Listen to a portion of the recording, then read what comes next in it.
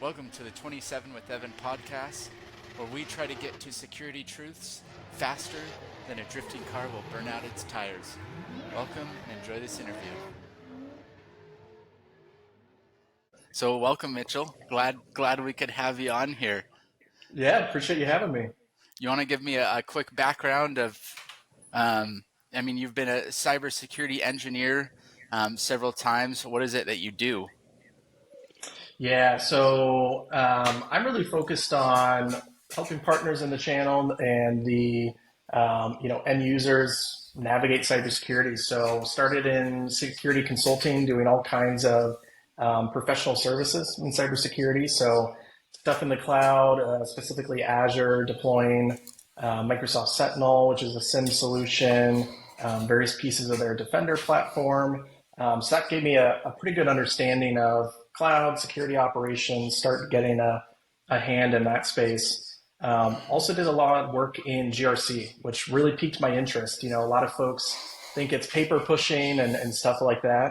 But I found it really interesting. So did NIST CSF assessments for varying sized organizations, CIS critical security controls assessments, PCI DSS audits and stuff like that, which was really interesting and gave me a more holistic view of security. You figure out how all the puzzle pieces kind of fit together when you Mm-hmm. work in GRC. And then I also did vulnerability management and assessment and pen testing stuff. So I helped manage penetration tests for organizations, running vulnerability management as a service offerings, or just vulnerability assessments, and some of the stuff more on the testing and offensive security side of the house. So I've had my hands in a lot of different pots, you could say, in security. But I think that's beneficial where you can kind of be in different areas. So that's a little bit about me. That's some pretty sweet experience. So, you spend a lot of time and attention on Power BI. When was the first time you ever touched Power BI? Do you Oh remember? gosh, it depends what you consider it. So I actually experienced in Tableau before, which, if you're familiar, is similar, a competitor. I'm not sure exactly where they're at in adoption these days in college. And so I took a class on machine learning and data visualization, data science, which was the hardest class I had ever taken. We did all kinds of cool research. In fact, we actually built a scraper for the dark web to scrape some of the card fraud websites and try to generate some cyber threat intelligence out of that. So that was some fun research. But that's actually where I first learned data visualization at all, was with Tableau. Is back in that college class, and then had a little stretch of not really using it, and it seemed to crop up again for me. That's sweet. Yeah, I've never touched Tableau, and Power BI. The first time I touched it was a week ago in preparation I like for it. I this. like it. One step at a time, right, Evan? Um, okay, so you came out with a recent new template in Power BI called the CIS Critical Controls. Actually, I don't. What is the official name? Secure Well, I don't Metrics. even know if I know it. Yeah. So Secure Metrics is the brand all those templates are coming out under. But yeah, it's an assessment template, really on the reporting side, right? So it's helping you report against an assessment against the CIS critical security controls, which is, a list of 18 controls. It used to be 20 back when I used to do these. They revamped it, and now What it's just down to 18. what were the two that Um, they removed? Gosh, Do you know? I actually don't know. I think they changed the wording a little bit to include them in some wider scopes. But vulnerability Yeah, management's in probably. there, and I always like to point out that's really more prescriptive, which is interesting. So if you look at something like the NIST CSF, they'll tell you what you should do. They're not really telling you how to do it, how to accomplish it, but it's really, hey, this is the outcome that you need to be able to assess for vulnerabilities, for example. Mm, CAS is a little bit more prescriptive, which is definitely pretty interesting on where you go as an organization. But yeah, really designed to help report that.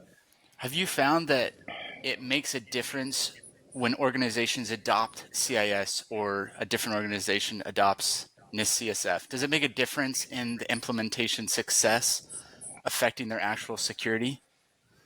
You know, I've seen different opinions. I really don't think so. And I think if you really look at a lot of these frameworks, there's a lot of overlap, right?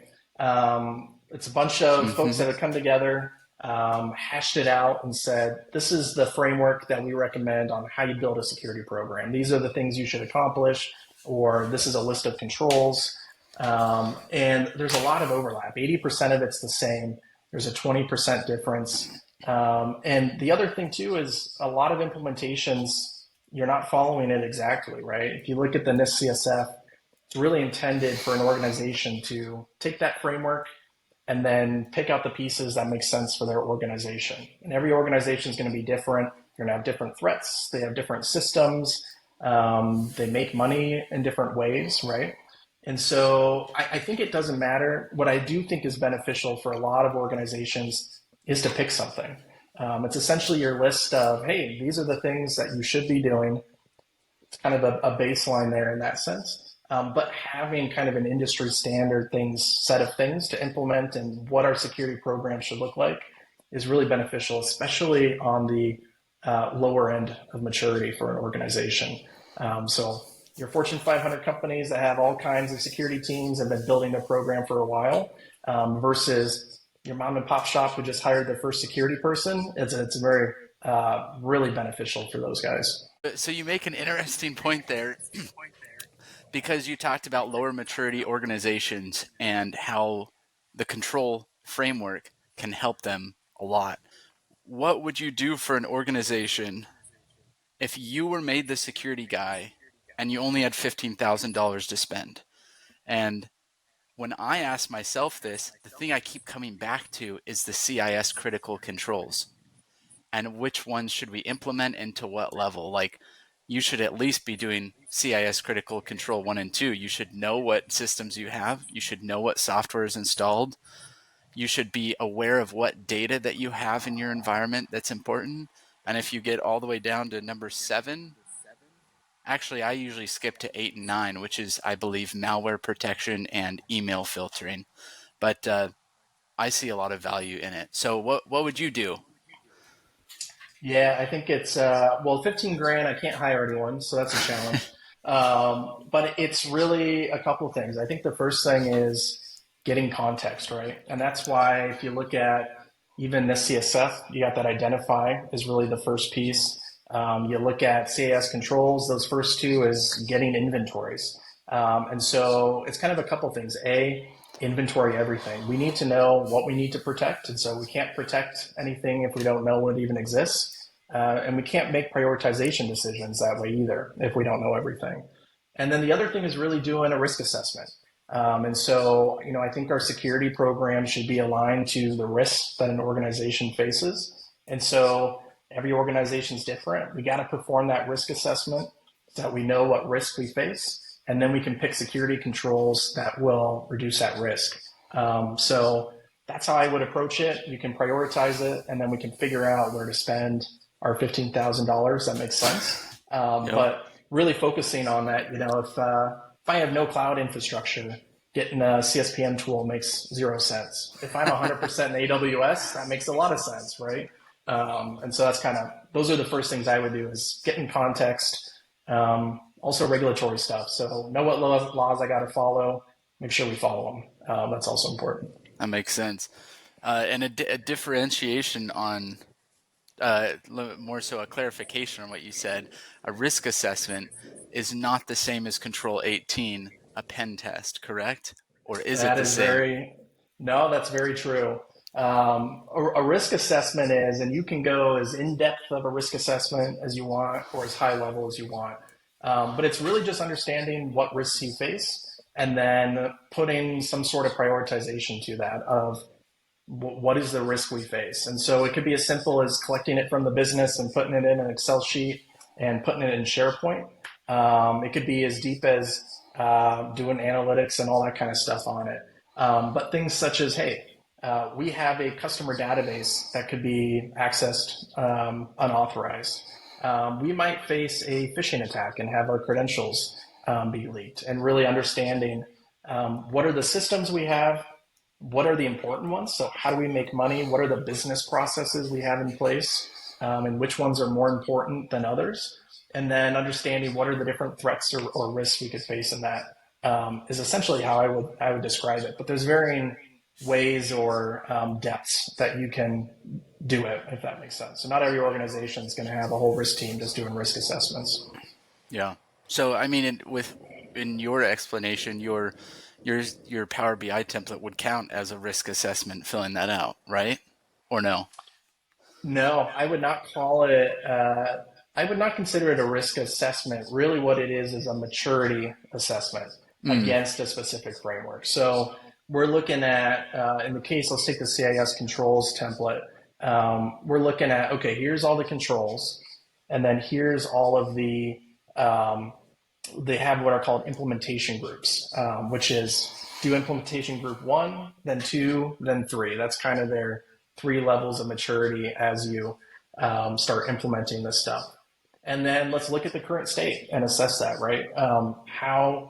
What's actually been implemented. Let's document that. And then you can perform what's called a gap assessment. So we say, here's where we want to be. It doesn't always have to be 100% implementation.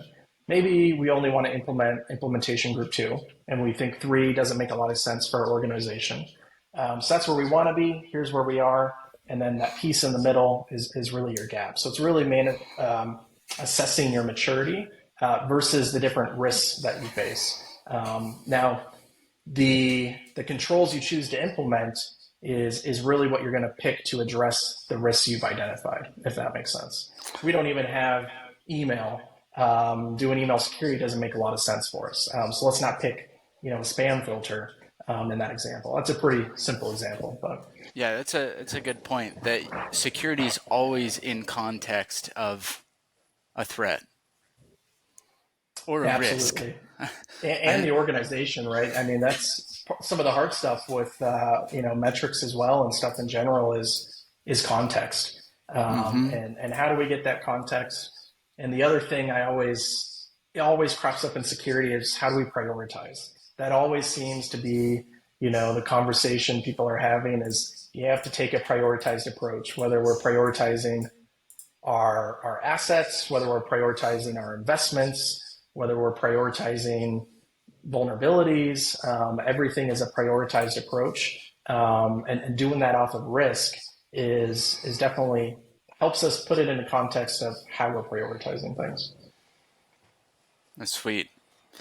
Uh, One of the things I was looking at your website, you have a demo up there of the template, and one of the things I really like about it is that you can filter by implementation group. Now, I think it was about a year ago. I follow a guy on LinkedIn. His name's Jesse Miller, and he was talking about the CIS controls and implementing them. And I said, "Hey, how do you measure this?" And he said, "Download the Excel file from CIS and put a 1 to 5 on everything, and then go from there and kind of measure that." And you're taking it a step further and saying, "Okay, how far are we on implementation group 1? Where were we last year? Are we actually making a difference?" So it's pretty cool that you can measure that over time. Yeah, I think that's been one of the most interesting things as I've kind of gone through this journey with secure metrics is not just how do we measure things. I'm not great at that on how we measure things. And if you look at a lot of the templates, they're pretty open ended, right? So a similar approach where our CIS controls one is broken down into four categories, but you're doing the same thing. You're rating it 1 to 4 or 0 to 4. Similar approach where it's pretty open ended to the assessor on what their methodology is to assess that maturity. What's been really interesting is a lot of the value we can unlock on how the end client is consuming that information. And so if you think about looking at an Excel spreadsheet and you got 20 different rows of sales information by city, you could probably glean some information from that. If we put it in a nice chart for you, it's a lot easier to consume. And that's something we've seen a lot with assessments in consulting is a lot of times you're getting a 40, 50 page report that they've written up and put all of their recommendations and their observations and how they assessed you in this big written report, which is great. And you still need all that content. Um, they might give you a PowerPoint presentation and present to whoever the project stakeholder is, probably the executive team, maybe the CISO, or it depends on the organization.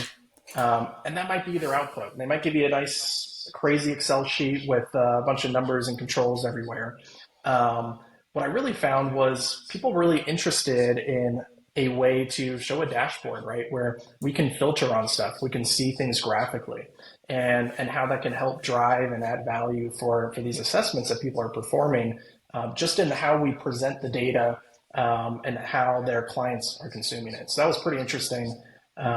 Is kind of learning that over the journey. I think I posted, um, maybe, gosh, little under a year ago, maybe my first, which is my NIST assessment. And it was just something I had made.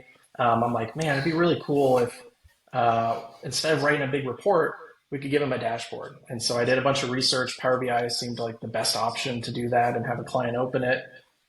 Made a little mock up, posted it on LinkedIn, and people thought it was really cool. So I kept building it and released it for them and kept going. And so it's been really interesting to see, um, how people see the value and just how we're presenting that data and how we're consuming it. Nice. So I don't know if you have exposure to this, but when the risk assessment data is presented to the CISO or the executives, what are usually their questions back to the team? Like, I would imagine it would be about prioritization or quantifying the cost of things. How much money should they throw at? I really don't know. I've never been an IT manager. Yeah, yeah. So, based on my experience, which is limited, it depends who you're presenting to, right? A CISO generally can help do that translation from IT risk or our IT concepts into business risk, Mm, which is really quantifying it. How does this affect the business, especially from a monetary standpoint? But a big thing is cost, right? Is understanding risk can be difficult. Where if you say we have a 60% probability that, we will fall victim to a phishing attack, or let's do ransomware, for example, and just kind of throwing some numbers out there. What does that really mean to the business, hmm. especially from a monetary standpoint? How much should we really spend to reduce that risk? How much is that risk actually being reduced? That's kind of hard to translate to, and so I think a big piece of it is, translating into, an actual dollar value of what that risk represents to the organization in financial terms. And so there's some cool, methods you can use to do that. And so it's actually a template I'm exploring is, how do we actually take those risks and roll them up into Nice. monetary value. So That's you hit it awesome. on. That's something we got in the pipeline going on here, is be able to present that and do that analysis. But I think that's the biggest thing is, translating it into financial sense so that the business can understand what the real risk is. Nice. Nice. Okay, so one of my favorite analogies right now is Maslow's hierarchy, or Okay, yeah. and that's essentially saying you have to have shelter before you can think about, or you have to have water before you can think about shelter, and you have to have food before you can think about, I don't know, mental health. Like, there's a Mm-hmm. hierarchy. You can't focus on the next until you have the previous. And it's kind of similar with security. There's a guy on LinkedIn. His name's Brent Deterting. I hope I'm saying his last name right. I need to get it We'll directly. pray, right? Yeah. um, they He talks about how if the business doesn't have revenue, you can't think about security. And so whenever I'm thinking about it, whenever I say, well, this needs to be patched, like now, well, why wouldn't you patch this vulnerability? Well, if there's no revenue, it doesn't work. Yeah, I mean that's a great point. I think that's, you might have heard this before, but there's a trap that security folks can fall into of security at all costs, right? Mm-hmm. And we really should be doing this. Why aren't we doing this? The reality, in my opinion, is security is really a business decision, and what their risk tolerance is, right? And so, are we going to spend $20 million to secure something that, if that loss event happens or the event we're trying to reduce the risk of is $2 million, they're probably not going to. And so our job as security professionals is really making sure that we give the business the context, the information, and the resources they need to make good risk decisions. But that's ultimately who's kind of making those decisions. Totally. So I think that's a trap we fall into a lot. And sometimes it's a hard pill to swallow as security professionals, Yeah, it is is. yeah, you're not going to do something just because of it doesn't make sense from the business's perspective. But that's really what our job is to give them the tools to make good decisions. What we don't want them making is bad or not informed decisions. Right. I think as security professionals, we get in silos sometimes of ignorance, self importance. I mean, we do a lot of great work as well, but I was in Harbor Freight a week or two ago and Okay. standing in line, and I heard the lady checking the people out. She was like, "Yeah, I have 8 passwords here at Harbor Freight," and my jaw just about dropped. And she was like, "Yeah, I have 8 different passwords and 9 if you count the pin for the safe, and I have to remember all of them." So when I got up to the checkout and I had a different guy up there, I was like, "Do you have 8 passwords as well?" He said, "Yes, but I use the same password across all of them." And I was like, "How do And you he do told that?" you too, huh? I know, yeah. And I was like, "How do you do that? Like, don't doesn't it block you from doing that?" He said, "No, well, they're all different systems. They only track previous passwords on each separate system." I was like, "Wow, like I'm in such a silo to not really that people are out there living like this as end users." Yeah, it's well, and a lot of that stuff I see is that's a bigger challenge than people think are legacy systems, Mm. um, where a lot of times you might look at a situation and go, "How could you possibly have it set up this way?" And they're like, "Well, we set it up 10 years ago, and especially at a company that size, it's hard to change stuff like that, and it's a lot more expensive." And so these smaller organizations are sometimes in better shape than larger ones, just because they have less infrastructure. It's easier to be more nimble and move where it goes. If you're moving an entire financial system for a Fortune 500 company, that's a lot more challenging than switching your CRM for a 5-person company. So Yep. yeah, Or it's always interesting. switching Twitter's data center. Exactly right. um, Everybody seems to know that there are a couple CIS controls that are brutally important, such as inventory. You talked about that, such as controlling what software is installed. Why do you think there is a failure of the basics to implement those? At least that's what I've seen. There's often just sort of a failure to fully and effectively implement some of the basic controls. Do you see that? Man, that's a good question, Evan. I have seen that, right, where it's our fundamentals aren't there. You also see that a lot in like logging, for example, is Mm. do we even have logs where something happens and we call an organization in to do a forensic audit, and there's no logs to audit. We don't have any audit trail for that. That's pretty basic. Is let's just have the logs being collected, right? Or an inventory, right? Of let's just have. Do we even know what's on our network? A lot of times, the answer for organizations is, well, not really. We have these subnets, and there's we have these devices. But having a really in-depth inventory, a lot of times organizations struggle with that. And I'm not sure exactly why it is, and sometimes it's just the not needing it until you need it kind of scenario. I think is what some of that stuff is. Where I saw a good analogy where um, think about your house, right? And you have a lock on your front door that you lock. Maybe you have a security camera. Maybe you have a shotgun in the closet to secure your home. But do you have a 24/7 security guard monitoring you? Probably not, right? Now, let's say someone does break in your home and threaten you. Well, now you actually might magically, your budget opens up and you have all these things you're willing to spend for, and you're getting the best, sensors for your windows and all that kind of stuff after something's happened. I think that's part of it is just organizations it's hard to understand the probability of something happening and the risk that that poses and really making those decisions unless something's actually happened. I think that's part of it. The other part of it too is just sometimes those basics are challenging, right? Where maybe Hmm. we have logs, but we don't have full coverage, and we don't find out till the end. We actually need it, and so that's also where testing can really help. Is well, let's actually test stuff, or your backups are a great example. A lot of organizations struggle with backups.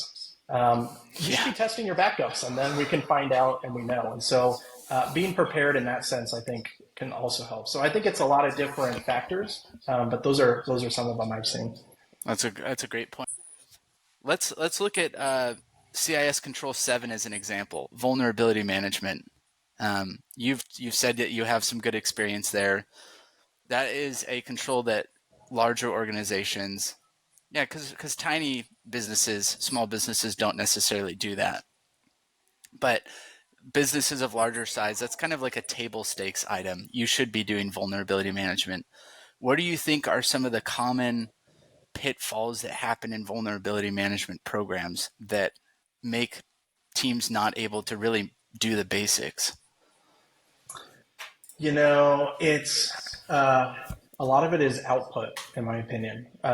It's one thing to set up a scanner, enumerate vulnerabilities, enumerate risk information, whether you're pulling that from CVSS or you're even if you're using like a risk-based model. The challenge is how do we interpret it and how do we prioritize? That's definitely one of the biggest challenges I've seen. The other challenge is coverage, right? And also attack surfaces, where, you know, we might use one technology to scan for a server or a workstation. We also got our cloud team that has their needs, and we have our DevSecOps team that has their needs. And we have, you know, we got to discover things. And so tool meshing can also be challenging. You see a lot of folks just dumping stuff into Excel out of different tools because the tools don't talk to each other. Mm. That's definitely a challenge. And then just coverage as well, where you have to understand everything to really prioritize it. Even if it's low risk, we don't know that till we actually assess stuff. And so only scanning subsets of their devices, they're not having coverage. I think that's another pitfall as well. Um, so for folks that are doing vulnerability management, I think that's definitely some of the pitfalls. Yeah, not having full visibility. That's a good one. Um, yeah, I find, I mean, you talked about output. One of the big things I see is that if the teams you work with, I mean, again, this is an old saying, people, process, and technology, but the tech in vulnerability management is helpful to get the results and do that stuff. But if you can't work properly with the people that actually need to patch and the people that are requesting availability while you're fighting for security, how in the world are you going to convince them to actually prioritize that? Well, that's the real challenge in vulnerability management, right? Is remediation and actually getting things fixed, and that's the biggest challenge. And you're talking. You have to work cross functionally. That's always a challenge. Is vulnerability management is very much a cross functional effort from different teams, and application owners and the actual asset owners. And then the other thing too is you can't just send them a spreadsheet with a list of vulnerable CVEs and a list of risks and prioritizing and say, go fix these, right? Is giving them the context. And so, I bet you anyone who manages, Windows laptops hates when the email comes in and attached, see attached Excel sheet with 10,000 lines of vulnerabilities that they got to go patch. And so that's definitely, I think the most challenging thing is it's one thing to get the output. It's another thing on how do we present this data where it can actually be actionable and be consumed. And how are people consuming this and how can we kind of get them on their side and make it as easy to consume as possible. And that's where a lot of dashboarding and all that kind of stuff, I think, comes in. Yeah. Okay. So we're coming full circle here. Dashboarding. I'm We are. coming back to your CIS template. Um, what are the people and process issues that you're trying to make an impact on? Who's the audience, and like what is going to change when they use it and see it? Yeah, no, that's a great question. This can kind of go back to, I guess, how I kind of originally came up with the idea for all of these templates. Is really in my experience of performing these assessments, especially as a professional service consulting type engagement for a client, is you go and you do a bunch of interviews, right? Across the business, you compile all that, you read documentation, so you're looking through policies and procedures and standards and processes, and then you're probably looking around a lot of evidence for some of these is your policy states X. Well, are you actually doing it? Let's go take a look, right? And stuff like that. You compile all that into a giant report that's 40, 50. I've done some that are 150 pages in a PDF. You Wow. deliver it to the client. You make a nice little PowerPoint, and then you present and really talk through it with them. And that's kind of the output of those assessments, right? And I had seen some, and I'm like thinking, there's got to be a better way to consume that information. If you think about, okay, that's some great information, but how does the client take that and make it actionable, especially over time as they try to implement and close gaps and become more mature against whatever framework they were assessed against? Is there's got to be a better way. And so what I looked at is I looked at a lot of our enterprise tools, right? And all of them are doing dashboarding. And I've seen some folks Hmm. do that where they're delivering dashboards and there's some benefits there. It's interactive, right? So you can filter. If I want to know, well, I'm just curious about implementation group one. Well, if I wrote a 140-page report, I either got to figure out how to do that, or I got to go back and ask the consultant, hey, can you look at it this way? I can answer my own questions by exploring the data. It's shareable, so they can share it across the organization easily and work on that. You can drill into things. You can visualize information easier. And so there's some benefits there. The challenge, though, is especially for consultants, their business model doesn't align to the dashboarding tools or to those tools that give them those capabilities. So there's GRC tools out there that are really great at doing that in an organization. But a consultant's not going to um, license it in that model because it doesn't work with their business model. It has to be Hmm. customizable. Every engagement's different, so a lot of these tools are too rigid, which is where I'm like, well, Power BI, check. You can edit it, and it's not super. It doesn't take crazy Power BI skills to put a report together or edit a report, so they can edit it based on their engagement. The other thing is it's free to open. There are some limitations on how we share it in our organization, but worst case, an organization could open it without paying, Microsoft a dime, and they can at least view it. That's hard to get with dashboarding tools. The other thing is Microsoft is, for better or worse, pretty darn common in the corporate world, right? A lot of organizations are running on Mm-hmm. Microsoft 365.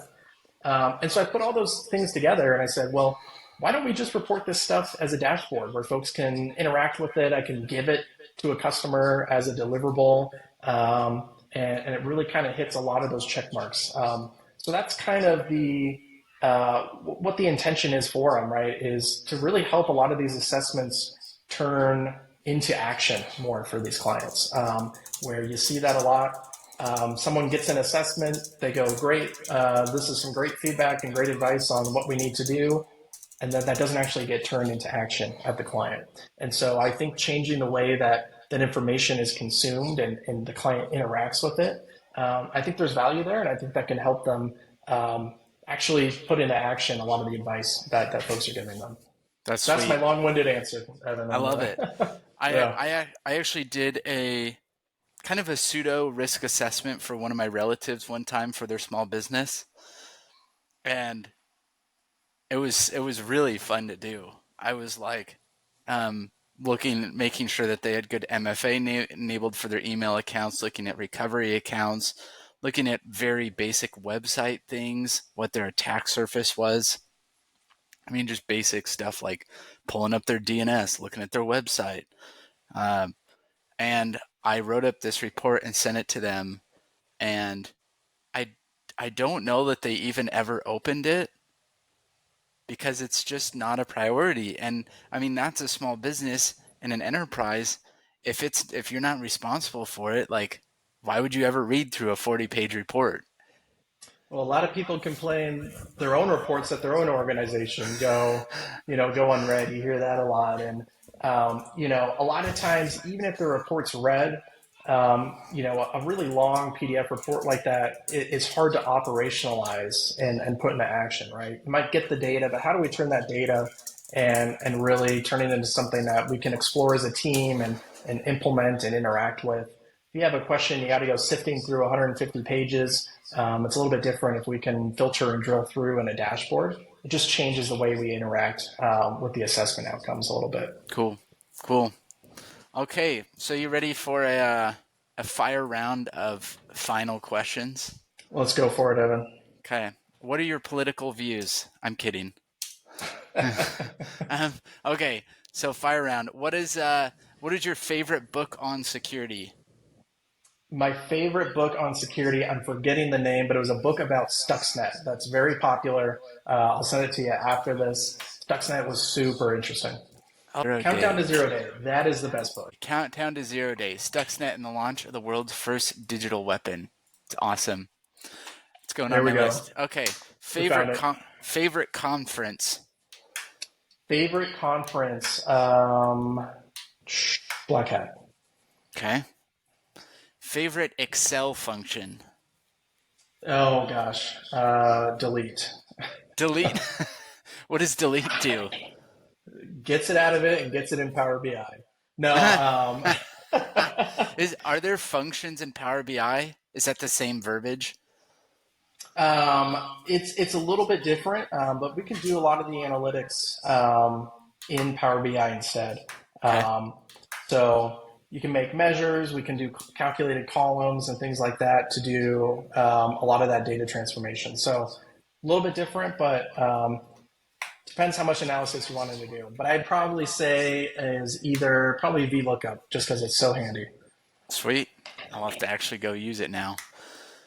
If you if you had to take an entry level position for a year, you had no other choice, which one would you take to gain experience? Oh gosh. I would do either a SOC analyst. I think that gives you a lot of context. And if you can, I think this one's a little bit harder to get into, but anything GRC related, writing policy, anything in the GRC realm. You don't have to be technical in GRC, which is great, but that'll give you a lot of context on how the puzzle pieces of a security team and a security program fit together, which I think is invaluable, especially right as you're starting. Nice. Okay, here's the last one. What's your favorite new interesting vendor? Ooh, gosh. Favorite new interesting vendor. I think I think any of the CNAP platforms are really interesting to me right now, especially as they keep packing more functionality into that, and then how we look at cloud a little bit differently. I'd say either that or any of the DevSecOps vendors are really interesting, especially if you look at a lot of the open source stuff. And DevSecOps has always kind of been a little bit of a different world from the rest of IT, I think. And so those tools are really interesting. So not a specific vendor, but those are some categories I think are interesting to look at. Sweet. Well, thanks for your time today.